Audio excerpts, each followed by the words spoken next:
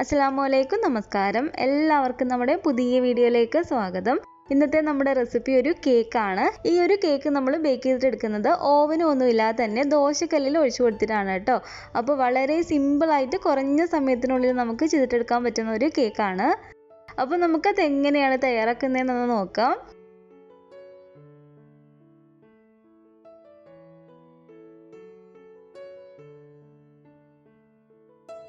അപ്പോൾ ഈ ഒരു കേക്ക് ഉണ്ടാക്കാൻ വേണ്ടിയിട്ട് ഞാനിപ്പോൾ ഇവിടെ ഒരു 1/2 കപ്പ് അളവിൽ മൈദാമാവ് എടുത്തിട്ടുണ്ട്. അപ്പോൾ ഈ ഒരു 1/2 കപ്പ് മൈദാമാവ് നമുക്ക് ഈ ഒരു അരിപ്പയിലേക്ക് ഇട്ട് കൊടുക്കാം. ഇതിലേക്ക് ഒരു 1/2 ടീസ്പൂൺ അളവിൽ ബേക്കിംഗ് പൗഡർ ഞാൻ ചേർത്ത് കൊടുക്കുകയാണ്. അതുപോലെ ഒരു 1/4 ടീസ്പൂൺ അളവിൽ ബേക്കിംഗ് സോഡയും കൂടെ നമുക്ക് ചേർത്ത് കൊടുക്കാം. പിന്നെ നമുക്ക് ഇതിലേക്ക് വേണ്ടത് 2 ടേബിൾ സ്പൂൺ അളവിൽ കൊക്കോ പൗഡറാണ്. അപ്പോൾ ഒരു 2 ടേബിൾ സ്പൂൺ കൊക്കോ പൗഡർ കൂടെ ഞാൻ ഇതിലേക്ക് ഇട്ട് കൊടുക്കുകയാണ്.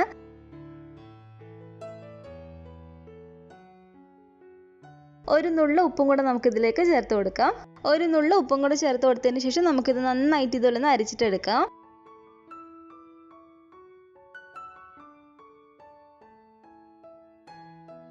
അപ്പോൾ പൊടിയെല്ലാം നല്ല പോലെ തന്നെ ഞാൻ ഇവിടെ നിന്ന് അരിച്ചെടുത്തിട്ടുണ്ട്. ഇനി നമുക്കിതിലേക്ക് വേണ്ടത് ഒരു 3 കോഴിമുട്ടയാണ്. മുട്ട നമ്മൾ ഫ്രിഡ്ജിൽ വെച്ചിരുന്നതാണെങ്കിൽ ഫ്രിഡ്ജിൽ നിന്ന് വെളിയിലേക്ക് എടുത്ത് വെച്ച് കൊടുത്തിട്ട് നല്ല പോലെ തന്നെ അതിൻ്റെ തണുപ്പ് പോയതിന് ശേഷം മാത്രം നമ്മൾ ഇതിലേക്ക് എടുക്കാം കേട്ടോ. അപ്പോൾ ഈ ഒരു 3 മുട്ടയും നമുക്ക് ഈ ഒരു മിക്സിയുടെ ജാറിലേക്ക് ഒന്ന് പൊട്ടിച്ചൂറ്റി കൊടുക്കാം.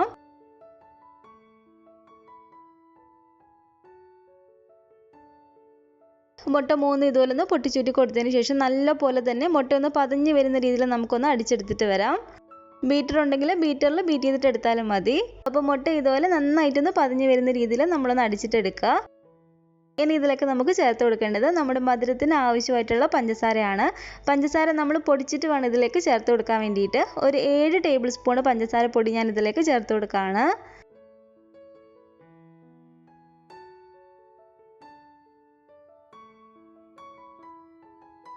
പൗഡർ ഷുഗർ ഇതിലേക്ക് ചേർത്ത് കൊടുത്തതിന് ശേഷം ഇനി നമുക്ക് ഇതിലേക്ക് ചേർത്ത് കൊടുക്കേണ്ടത് 2 ടേബിൾ സ്പൂൺ അളവിൽ ഓയിലാണ്. ഞാനിപ്പോൾ ഇതിലേക്ക് സൺഫ്ലവർ ഓയിലാണ് 2 ടേബിൾ സ്പൂൺ ചേർത്ത് കൊടുത്തിരിക്കുന്നത്. അതിന് പകരമായിട്ട് നമുക്ക് വെജിറ്റബിൾ ഓയിൽ വേണമെങ്കിലും ചേർത്ത് കൊടുക്കാവുന്നതാണ്. അപ്പോൾ ഇതും കൂടി ചേർത്തിട്ട് നമുക്ക് മിക്സിയിൽ നല്ല പോലെ തന്നെ ഒന്ന് അടിച്ചെടുത്തിട്ട് വരാം. ഇനി ഒരുപാട് നേരം നമ്മൾ ഇതിട്ടങ്ങ് അടിക്കേണ്ട. ഒരു 40-45 സെക്കൻഡോളം നമ്മളൊന്ന് അടിച്ചിട്ടെടുത്താൽ മതി. അപ്പോൾ പഞ്ചസാര ഓയിലും കൂടി ചേർത്തിട്ട് നല്ല പോലെ തന്നെ ഞാൻ ഇവിടെ നിന്ന് അടിച്ചെടുത്തിട്ടുണ്ട്. ഇതിന് നമുക്ക് വേറൊരു പാത്രത്തിലേക്ക് ഒഴിച്ചു കൊടുക്കാം. ഇനി ഒരു ഫ്ലേവറിന് വേണ്ടിയിട്ട് പിന്നെ ഒരു മുട്ടയുടെ ഒന്നും ഒരു സ്മെല്ല് ഉണ്ടാകാതിരിക്കാൻ വേണ്ടിയിട്ട് നമുക്കൊരു 1/2 ടീസ്പൂൺ അളവിൽ വാനില എസൻസും കൂടി ഇതിലേക്ക് ചേർത്ത് കൊടുക്കാം. വാനില എസൻസും കൂടി ചേർത്ത് കൊടുത്തതിന് ശേഷം നന്നായിട്ട് ഇതുപോലെ ഒന്ന് ഇളക്കി കൊടുക്കാം കേട്ടോ. അപ്പോൾ ഇതുപോലെ ഒന്ന് മിക്സ് ചെയ്ത് കൊടുത്തതിന് ശേഷം നമ്മൾ അരിച്ചെടുത്ത് വെച്ചിരിക്കുന്ന പൊടിയെ കുറച്ചായിട്ട് ഇതിലേക്ക് ഇട്ട് കൊടുത്തിട്ട് കട്ടകളൊന്നും ഇല്ലാതെ നന്നായിട്ട് നമുക്കൊന്ന് മിക്സ് ചെയ്തിട്ട് എടുക്കാം.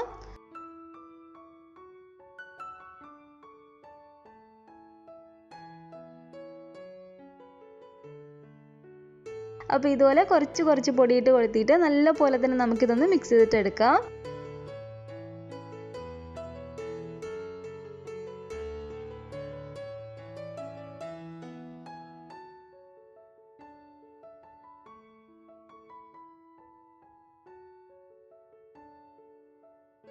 പൊടിയെല്ലാം കൂടി ഇട്ടൊന്ന് മിക്സ് ചെയ്തതിന് ശേഷം ചെറിയ കട്ടകളായിട്ടുണ്ടെങ്കിൽ ഒരു വിസ്ക് വെച്ച് നമ്മൾ ഇതുപോലെ ഇളക്കുകയാണെങ്കിൽ ഒട്ടും തന്നെ കട്ടകളില്ലാതെ നമുക്കിത് കിട്ടും.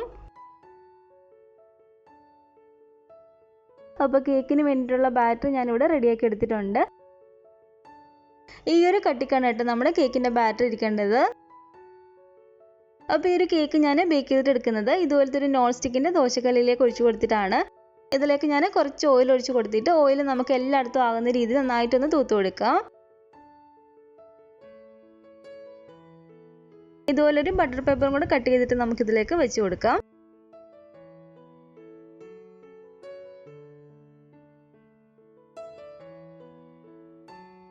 അപ്പോൾ ഇനി നമുക്കിതിലേക്ക് ഈ ഒരു കേക്കിൻ്റെ ബാറ്റർ ഒഴിച്ചു കൊടുക്കാം.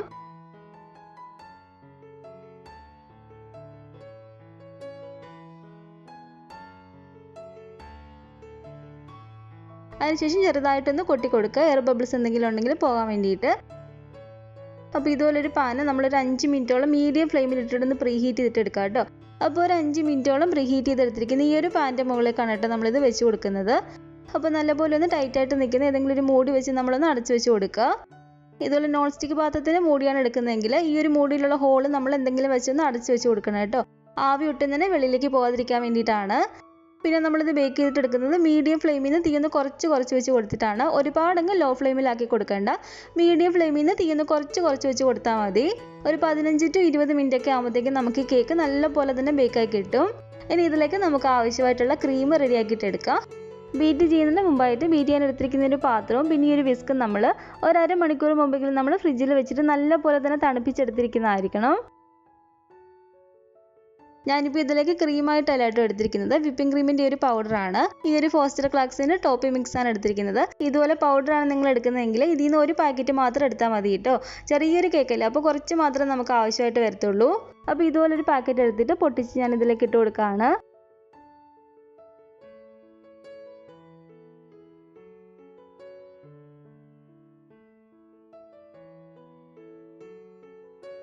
ഒരു പാക്കറ്റ് നമ്മൾ എടുത്തിട്ടുള്ളൂ, അതുകൊണ്ട് തന്നെ നമുക്കിതിലേക്ക് 1/2 കപ്പ് അളവിൽ പാല് മാത്രം മതി.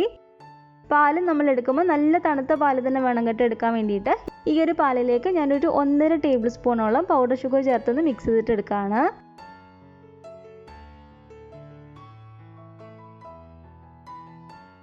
ഇനി ഈ പാല് നമുക്ക് ഇതിലേക്ക് ഒഴിച്ച് കൊടുത്തിട്ട് നന്നായിട്ട് ഇതൊന്ന് ബീറ്റ് ചെയ്തിട്ട് എടുക്കാം. സാധാരണ നമ്മൾ വിപ്പിംഗ് ക്രീം ഒഴിച്ച് ബീറ്റ് ചെയ്യുമ്പോൾ ആദ്യം ലോയിൽ ഇട്ട് കൊടുത്തിട്ടാണ് ബീറ്റ് ചെയ്തിട്ട് എടുക്കുന്നത്. പക്ഷേ ഇതുപോലെ നമ്മൾ ഈ ഒരു പൗഡർ ഇട്ട് കൊടുക്കുമ്പോഴത്തേക്കും ആദ്യം തന്നെ നമ്മൾ ഹൈയിലിട്ട് കൊടുത്തിട്ട് ഒരു 4 മിനിറ്റോളം നമ്മളൊന്ന് ബീറ്റ് ചെയ്തിട്ട് എടുത്താൽ മതി.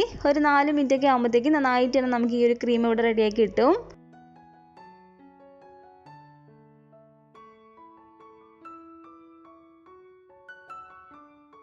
അപ്പോൾ ഹൈയിലിട്ട് കൊടുത്തിട്ട് തന്നെ ഒരു 4 മിനിറ്റോളം ഞാനിതൊന്ന് ബീറ്റ് ചെയ്തിട്ട് എടുക്കുകയാണ്.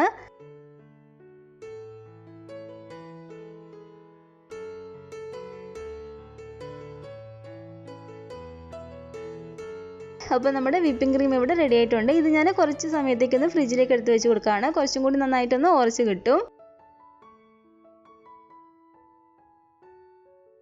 അപ്പോൾ ഇനി ഒരു കേക്ക് നമ്മളൊരു 15 മിനിറ്റ് ഒക്കെ കഴിയുമ്പോഴത്തേക്ക് ഒന്ന് തുറന്ന് നോക്കാം കേട്ടോ. വെന്തിട്ടില്ലെങ്കിൽ ഒരു 3-4 മിനിറ്റും കൂടെ നമ്മൾ വെച്ച് കൊടുത്തിരുന്നാൽ മതി. ഒരുപാട് നേരം നമ്മളിതങ്ങ് വെച്ചിരുന്നാൽ കേക്കിൻ്റെ ഒരു സോഫ്റ്റ്നെസ് നമുക്കങ്ങ് നഷ്ടപ്പെടും. തീരെ ചെറിയൊരു കേക്കല്ലേ. അപ്പോൾ ഏകദേശം ഒരു 20 മിനിറ്റ് ഒക്കെ ആകുമ്പോഴത്തേക്കും ഞാനിതൊന്ന് തുറന്ന് നോക്കുകയാണ്. നമ്മുടെ കേക്ക് ഇവിടെ നല്ല പോലെ തന്നെ ബേക്കാക്കി കിട്ടിയിട്ടുണ്ട്. ഇനി ഒരു ഫ്ലെയിം അങ്ങ് ഓഫ് ചെയ്ത് കൊടുത്തേക്കാം.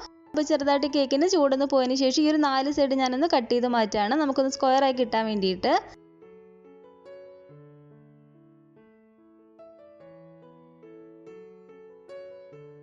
ഇതുപോലെ 4 സൈഡ് ഒന്ന് കട്ട് ചെയ്തതിന് ശേഷം സെൻറ്ററിൽ നിന്ന് ഇതുപോലെ ഒന്ന് കട്ട് ചെയ്തിട്ടെടുക്കാം. ഇനി ഇതുപോലെ ചെറിയൊരു പാത്രത്തിലേക്ക് ഞാനൊരു കുറച്ച് ചൂടുവെള്ളം എടുത്തിട്ടുണ്ട്. ഇതിലേക്ക് ഒരു 3-4 ടേബിൾ സ്പൂണോളം പഞ്ചസാര പൊടിച്ചതും കൂടെ നമുക്ക് ചേർത്ത് കൊടുക്കാം. ശേഷം നന്നായിട്ട് ഇതുപോലെ ഒന്ന് മിക്സ് ചെയ്തിട്ട് കൊടുക്കുക. ഇതുപോലെ അല്ലെങ്കിൽ സാധാ ചെയ്യുന്ന രീതിയിൽ ഷുഗർ സിറപ്പ് റെഡിയാക്കിയിട്ട് എടുത്താലും മതി കേട്ടോ. ഇനി ഈ കേക്കിൽ ഈ ഒരു ഫോർക്ക് വെച്ചിട്ട് ചെറിയ ചെറിയ ഹോൾസ് നമുക്ക് ഇട്ട് കൊടുക്കാം. അതിനുശേഷം ഇതിലേക്ക് നല്ല പോലെ തന്നെ ഷുഗർ സിറപ്പ് ആക്കി കൊടുക്കുക.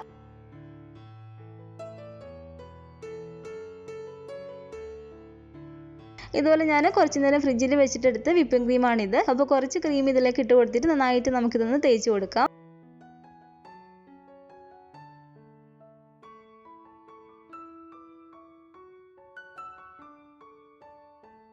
ഈ ഒരു ലെയറിലും കൂടെ ഫോർക്ക് വെച്ചിട്ട് നന്നായിട്ടൊന്ന് ഹോൾസ് ആക്കി കൊടുക്കുക. അതിനുശേഷം ഇതിലേക്ക് നല്ല പോലെ തന്നെ ഷുഗർ സിറപ്പ് ഒന്ന് ആക്കി കൊടുക്കണം. ഷുഗർ സിറപ്പ് നന്നായിട്ട് അതിലേക്ക് ഇറങ്ങുമ്പോഴാണ് കേക്ക് നമുക്ക് കുറച്ചും കൂടി നല്ല സോഫ്റ്റ് ആയിട്ട് കിട്ടുക.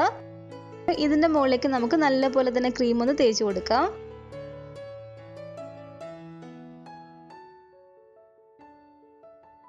അപ്പോൾ ഇതുപോലെ നന്നായിട്ടൊന്ന് ക്രീം തേച്ച് കൊടുത്തതിന് ശേഷം ഒരു 5-10 മിനിറ്റ് ഞാൻ ഫ്രിഡ്ജിലേക്ക് എടുത്ത് വെച്ച് കൊടുക്കുകയാണ്. അതിനുശേഷം ഞാൻ ഇതുപോലെ 4 ആയിട്ട് അതൊന്ന് കട്ട് ചെയ്തെടുത്തിട്ടുണ്ട്.